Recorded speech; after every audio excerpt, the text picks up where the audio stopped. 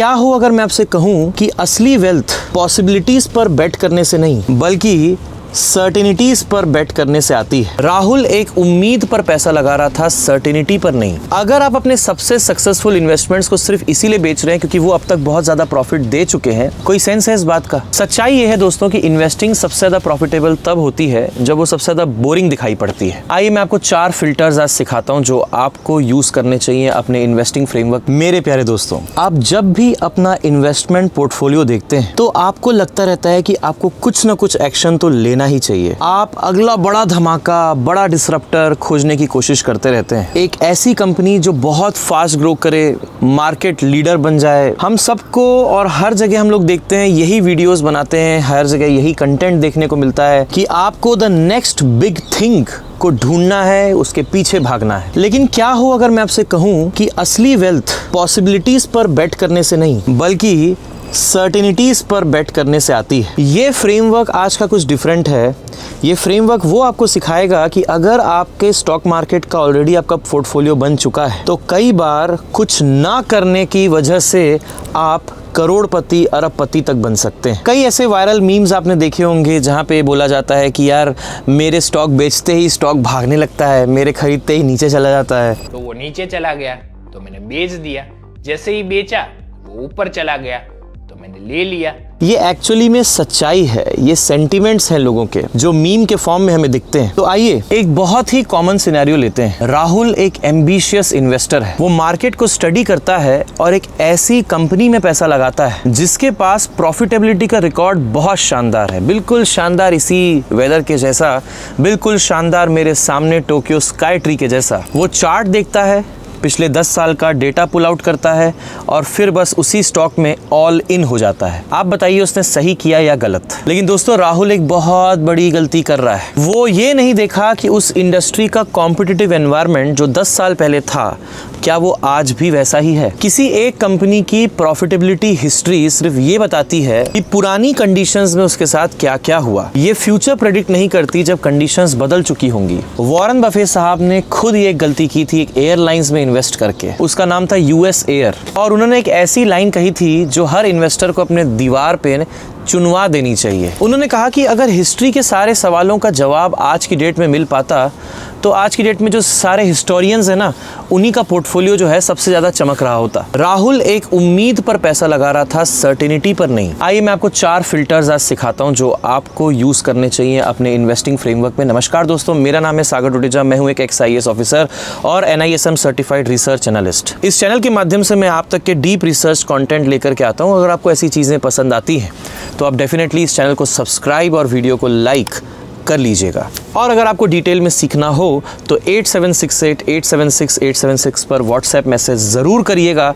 अपनी लर्निंग को आगे जरूर बढ़ाइएगा। पहला पॉइंट, इनएविटेबल्स वर्सेस इम्पोस्टर्स। पहली होती है इम्पोस्टर्स जो आज की डेट में भयानक सक्सेसफुल देखने को लगती है पर उनका जो मोट यानी उनका जो डिफेंस या उनकी जो एक्सपर्टीज है वो वीक है और कल को कोई और कंपनी भी उसको ओवरटेक कर सकती है। देखिए कोर जो बिजनेस है वो स्ट्रांग होना जरूरी है। आज की डेट में हम अडानी को देखते हैं, अडानी पावर, अडानी ये, अडानी वो, पिछले 5 सालों में क्या रिटर्न दिया है। ये सब दोस्तों आपको भी पता है, हमको भी पता है कि ये जो बिजनेस का खेल है किस प्रकार चलता है।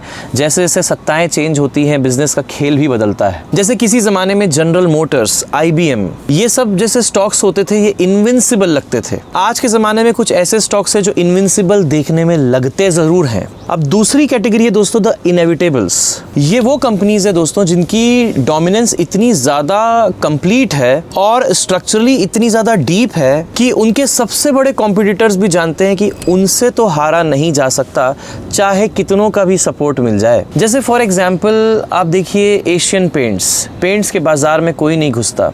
फेविकॉल, पीडीलाइट कंपनी है जो फेविकॉल बनाती है, उसके बाजार में कोई नहीं घुसता। ठीक है, ये स्टॉक्स ने अपना एक ड्रीम रन दे दिया बट कहने का मतलब ये है कि इन्होंने अपने आप को इस लेवल तक पहुंचा दिया है कि आज की डेट में कोई इस बिजनेस में घुसने की हिम्मत भी नहीं करता। ऐसे ही यूएस मार्केट में है कोका कोला, जिलेट, जो आज तक बढ़ रहे हैं।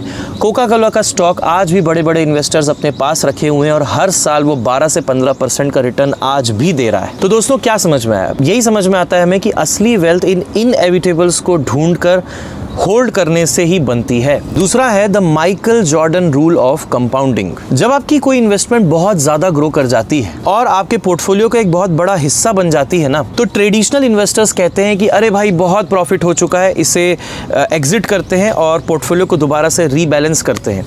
म्यूचुअल फंड्स वाले इसी का बहुत बड़ा फायदा आपसे उठा लेते हैं। हर बार ये रीबैलेंसिंग करने में थोड़े पैसे कट जाते हैं, आपकी एनएवीज डाउन हो जाती है, एक छोटा सा और यहाँ पे टैक्स लग जाता है, उसके अलावा आपको सैलरी देनी पड़ती है। जो एनालिस्ट होते हैं, जो सब काम कर रहे होते हैं, बार बार हर महीने रीबैलेंसिंग कर रहे हैं। वॉरेन बफे साहब इस लॉजिक को कंप्लीटली रिजेक्ट करते हैं। अगर आप अपने सबसे सक्सेसफुल इन्वेस्टमेंट्स को सिर्फ इसीलिए बेच रहे हैं क्योंकि वो अब तक बहुत ज्यादा प्रॉफिट दे चुके हैं, तो ये वैसा ही है जैसे शिकागो बुल्स अपने टॉप प्लेयर माइकल जॉर्डन को ट्रेड कर दें सिर्फ इसीलिए कि वो टीम के लिए बहुत ज्यादा जरूरी बन चुके हैं। कोई सेंस है इस बात का? तो रूल बहुत सिंपल है दोस्तों, कि अगर आपके पास कोई चीज़ बहुत वंडरफुल है और वो कंपाउंडिंग करते चली जा रही है, तो उसे कंपाउंड होने दीजिए। अपने विनर्स को बेचकर लूजर्स को खरीदना बेवकूफ़ी होती है। उसके बाद तीसरा है दोस्तों द इनएक्टिविटी इंटेलिजेंस। इसे द 10 ईयर टेस्ट भी आप कह सकते हो। लोग स्टॉक्स इसीलिए खरीद रहे हैं आज के ज़माने में क्योंकि आजकल आप निफ्टी का हाल तो देख ही रहे हो। अभी कुछ ही दिन पहले की बात है, 3 बजे एकदम से नीचे चला गया 1-1.5% निफ्टी। कभी कुछ हो रहा है, फॉरेन इन्वेस्टर्स निकले चले जा रहे हैं। तो हमारे मार्केट में स्पेशली लोग इसलिए खरीद ले रहे हैं क्योंकि ये स्टॉक 2-4 दिन से ऊपर गया है, तो चलो हम इसको भी खरीद लेते हैं। ये दोस्तों गैम्बलिंग है, एक सिंपल तरीका है अपने लॉस को थोड़ा सा कट डाउन करने की, एक होप लेना, जबकि ऐसा होना नहीं है। अगर आप किसी स्टॉक को 10 साल तक ओन करने के लिए तैयार नहीं है, तो इसका मतलब आपका बिजनेस में भरोसा नहीं है। तो मेरा कहना तो यही होगा दोस्तों कि उसे 10 मिनट के लिए भी ओन मत करिए। ट्रू इन्वेस्टर्स जो होते हैं वो अपने स्टॉक्स को ट्रेड करने वाले पेपर की तरह नहीं खरीदते, एक बिजनेस की ओनरशिप की तरह खरीदते हैं। असली पैसा तभी बनता है जब आप अपना काम करके, रेगुलर वर्क करके आराम से सो रहे होते हैं। मार्केट तब भी बढ़ता रहता है ओवरऑल, बस वहीं से आपका पैसा बनता है। So inactivity is actually an intelligent behaviour. दोस्तों चौथा और सबसे इंपॉर्टेंट बहुत ही इंपॉर्टेंट है the mathematics of index funds and their fees. बस आगे बढ़ने से पहले मैं एक छोटी सी बात बताना चाहूंगा आपको कि हमारा बैच 18 शुरू होने जा रहा है जून 21 से। ज्वाइन कर लीजिए। मिनिमम से मिनिमम प्राइस पे बेस्ट से बेस्ट एक्सपीरियंस, जो लाखों रुपए देते लोग 5 स्टार होटलों में आते हैं, उसके बाद वहाँ पे प्रेजेंटेशंस चलते हैं, बड़ी बड़ी बातें होती है, भयानक बातें होती हैं, और तब जा कर के उनको वो लर्निंग मिलती है जो मैं आपको 35 से 40 घंटे पर्सनली लाइव सिखाऊंगा। जूम के थ्रू क्लासेस होती है, लाइफ टाइम रिकॉर्डिंग अवेलेबल रहती है हमारे ऐप में। आप रेगुलरली हर क्लास में डाउट्स पूछ सकते हैं। आप study2win.in पे जा करके देख सकते हैं इसको। अभी तक मैंने 30,000 से ज़्यादा स्टूडेंट्स को पर्सनली पढ़ाया है। And teaching is my job, learning is my job, और मैं सिर्फ पढ़ता रहता हूँ। आज मैं जापान में हूँ, लेकिन जापान में भी मैं यहाँ का निकेई की पढ़ाई कर रहा हूँ। यहाँ पे मेरे कुछ दोस्त हैं जो यहाँ पे गवर्नमेंट डिपार्टमेंट्स में काम कर रहे हैं। उनमें से एक दोस्त जो है वो यहाँ के स्टॉक मार्केट में काम कर रहा है। मैं उसके साथ आज टाइम स्पेंड करने वाला हूँ। अभी बस वो आने वाला है मुझे लेने। क्या पता है वीडियो रिकॉर्ड करते करते तक के वो आ भी जाए। मैं यहाँ भी यही सीख रहा हूँ कि ये लोग किस तरीके से ट्रेड करते हैं। इवन दो जापान का निकेई जो है 1989 के बाद 2026 में अपने ऑल टाइम हाई को रीच किया, बट ये इनका इंटेंशनल स्ट्रैटेजी था। इसका मतलब ये नहीं है कि जापान ने प्रोग्रेस नहीं किया, जापान के इन्वेस्टर्स ने पैसा नहीं कमाया। It was still a best place, one of the best places to bet on for long term growth. और तब भी भले इनका इंडेक्स ग्रो नहीं कर रहा था, लेकिन इनके स्टॉक्स इतने तगड़े थे, बहुत सारे स्टॉक्स जो बहुत ज़बरदस्त ग्रो किए और मल्टी बैगर्स बने। तो ये क्या स्ट्रैटेजी थी? इंडिया ये सब क्यों नहीं फॉलो कर पा रहा है? क्या इंडिया भी यही चीज़ फॉलो कर सकता है? मतलब क्या निफ्टी ना बढ़े उसके बाद भी कुछ स्टॉक्स बहुत तगड़ा परफॉर्म कर सकते हैं? ये सब बातें मैंने कल भी सीखी थी और आज भी सीखने जा रहा हूँ। मैंने इंडिया का स्टॉक मार्केट खंगाल लिया है बहुत अच्छे से, यूएस का स्टॉक मार्केट, ब्लूमबर्ग टर्मिनल से एआई ट्रेडिंग भी मैं करने लग गया हूँ। तो बहुत डिटेल में, बहुत डेप्थ में आपको चीज़ें बताऊंगा। हाँ, लेकिन मैं फ्यूचर्स एंड ऑप्शंस नहीं, मैं swing trading, long term strategies, long term wealth building portfolio आपको सिखाने वाला हूँ इस बैच में। और कोई बैच नहीं है, एक ही बैच होगी, बैच 18। अगर आप ये ज्वाइन करते हैं तो बैच 17 की भी सारी रिकॉर्डिंग्स जो अब तक हो चुकी हैं वो आपको मिल जाएंगी। तो देर किस बात की है? 8768876876 पर व्हाट्सएप का मैसेज करिए और बोलिए मुझे ज्वाइन करना है, क्योंकि लर्निंग से ही होगी आपकी अर्निंग। चलिए कंटिन्यू करते हैं the mathematics of index funds and fees. अगर आपके पास इंडिविजुअली बिजनेसेस को इवैल्यूएट करने का समय नहीं होता तो आप क्या करेंगे, तो आप एक इंडेक्स फंड में पैसे लगाएंगे। तो एक मिनिमम फीस वाला एक अच्छा परफॉर्मिंग इंडेक्स फंड आपके लिए सेकंड बेस्ट इन्वेस्टमेंट हो सकता है। क्यों? क्योंकि फर्स्ट हमेशा वही होगा जो आप अपने मन से, अपने नॉलेज से चुन करके इन्वेस्ट करेंगे, जिसमें आपको किसी और की तनख्वाह देने की जरूरत नहीं है, कहीं से कोई एक्सपेंस रेशो नहीं लगने वाला है आपके अकाउंट में। तो आपका पूरा का पूरा पैसा आप ही के दिमाग से उस पर्टिकुलर स्टॉक में लग रहा होगा। देखिए सिंपल सी बात है कि प्रोफेशनल मनी मैनेजर्स आपके रिटर्न्स को मैग्नीफाई नहीं कर सकते। क्यों? वो मार्केट में उसी स्टॉक में पैसे लगा रहे होंगे जो चल रहा होगा उस समय। और यहाँ पे ना कॉस्ट्स और फीस बहुत मैटर करती है कि अगर मार्केट ने 10% का रिटर्न दिया लेकिन 1% जो है आपका फंड मैनेजर ले गया, तो ये छोटा सा जो ड्रैग आया 1% का, वो आने वाले 20 सालों में आपके पोर्टफोलियो की वेल्थ को आप कैलकुलेट करके देखिए, 10% के हिसाब से कैलकुलेट करिए और 9% के हिसाब से जो फर्क है वो आपको चौंका देगा। ये एक्टिविटी आप खुद करिए, आप रियलाइज करोगे कि 1% का इतना बड़ा फर्क 20 साल में। तो you have to be ruthless about your costs and the fees which you are paying. अब फाइनली इस वीडियो को कंक्लूड करते हैं। देखिए सोसाइटी आपको ये बिलीव कराना चाहती है कि स्टॉक मार्केट बहुत मुश्किल है, पैसा कमाना, वेल्थ जनरेट करना बहुत कॉम्प्लेक्स है, बट ऐसा नहीं है। सच्चाई ये है दोस्तों कि इन्वेस्टिंग सबसे ज्यादा प्रॉफिटेबल तब होती है जब वो सबसे ज्यादा बोरिंग दिखाई पड़ती है। क्योंकि मल्टी बैगर बनने के पहले वो स्टॉक जो रहता है ना, वो बोरिंग ही होता है। उसके बाद वो धीरे धीरे मल्टी बैगर बनता है और आपको उस समय उसको देख लेना है जब वो काफी बोरिंग परिस्थितियों में है। आपको हर कंपनी का एक्सपर्ट बनने की भी जरूरत नहीं है, आपको बस अपनी सर्कल ऑफ कॉम्पिटेंस इमेजिन करिए,